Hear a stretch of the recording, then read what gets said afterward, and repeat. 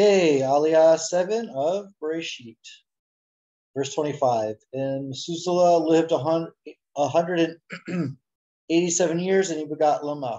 There's a different Lamech from the other Lamech. And Methuselah lived after he begot Lamech 782 years, and he begot sons and daughters. And all the days of Methuselah were 969 years, and he died.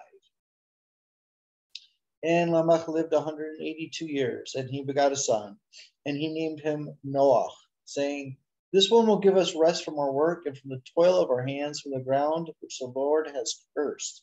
Okay, so that didn't actually happen. So, this is a strange prophecy to record in the Torah because it's not exactly what happened. And how do you ever really get rest from your hands and toil from our hands? Because we always need to be doing something in order to create other things. Because even to make bread takes effort. Exactly, you have to pick the strawberries, you have to pick the grapes, you have to pick to grow all the fruits and vegetables. Okay, they might grow on their own, but you still have to pick them and cultivate them. So this is a strange thing to say, and it didn't even happen.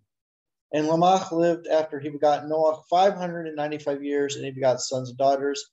All the days of Lamech were 777 years, and he died. So this is the Lamech who was the one who was going to get 7 times 70, like going to live really long? I'm not sure. And Noah was 500 years old, and Noah begot Shem, Ham, and Yafat. So here we see that Shem means the name, Ham means hot, and Yafet means pretty, beautiful. Obviously strange names to give to one's children. Okay, and again we have, this was verse 32, and we're getting in the 7th aliyah, and it quote unquote starts with chapter 6, but again, I'll have to stay up to the 5th billionth time. There are no chapters in the Masorah of how the Torah is written, and it's just aliyah by aliyah. Okay, and even within the actually Torah scroll doesn't say when the next aliyah is. That's just another Masorah as to when each person gets called up, like when the breaks is actually Masorah in and of itself. Okay, and verse 1, and it came to pass when man commenced to multiply on the face of the earth, and daughters were born to them. But we had daughters before, so maybe these are, I don't know, like why all of a sudden it's becoming important, but we're about to find out. But we know that daughters were previously born, of course. And the sons of the nobles saw the daughters of man. So you see that there's already a division of hierarchy in society. You have nobles and you have just regular people.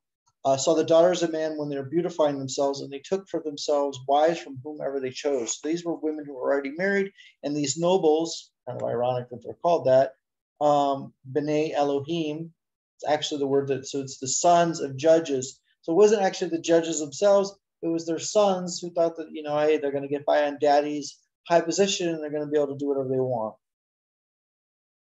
And the Lord said, let my spirit not quarrel forever concerning man, because he is also flesh, and his days shall be 120 years. Now, so all of a sudden, humanity's lifespan got shortened, but did humans know this? Like, were they informed? Did they all of a sudden get a prophecy that this is what's going to be? We know it because we're reading it, and Moses wrote it, knows it, but to the people at the time that this happened, did they all of a sudden just notice that everybody's lives, were not going to be, hundreds and hundreds of years long, but now we're going to be 120. And now, ever since then, we say Ad Me'asrim. And Naphtali were on the earth in those days, and then afterwards, when the sons of the nobles would come to the daughters of man, and they would bear for them, they are the mighty men of old, the men of renown. So these, again, so then it says, Nephalim.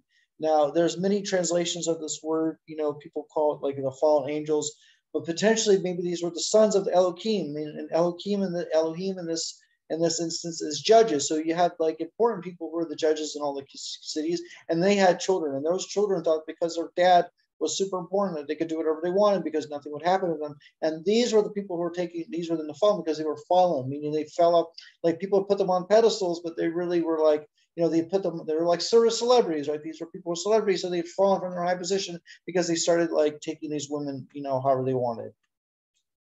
And the Lord saw that evil of man was great in the earth, and every imagination of his heart was only evil all the time. And the Lord regretted that he had made man upon the earth, and he became grieved in his heart. I mean, and this is the aspect of Yud-Kei Vav-Kei here. So we're talking about the aspect of Rachamim becomes distressed. So it's not the aspect of strict judgment.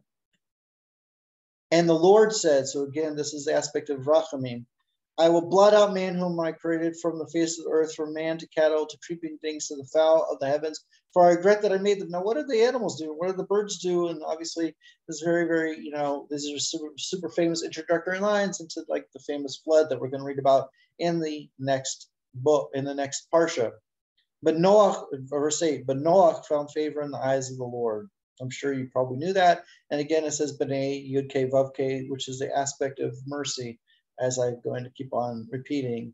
It's super important to understand which aspect of God is happening here, because right now we pretty much have only introduced Elohim in Yud-Kei Vav-Kei, and then we have the concept of Yud-Kei Vav-Kei by itself, and we have Yud-Kei Vav-Kei combined with Elohim.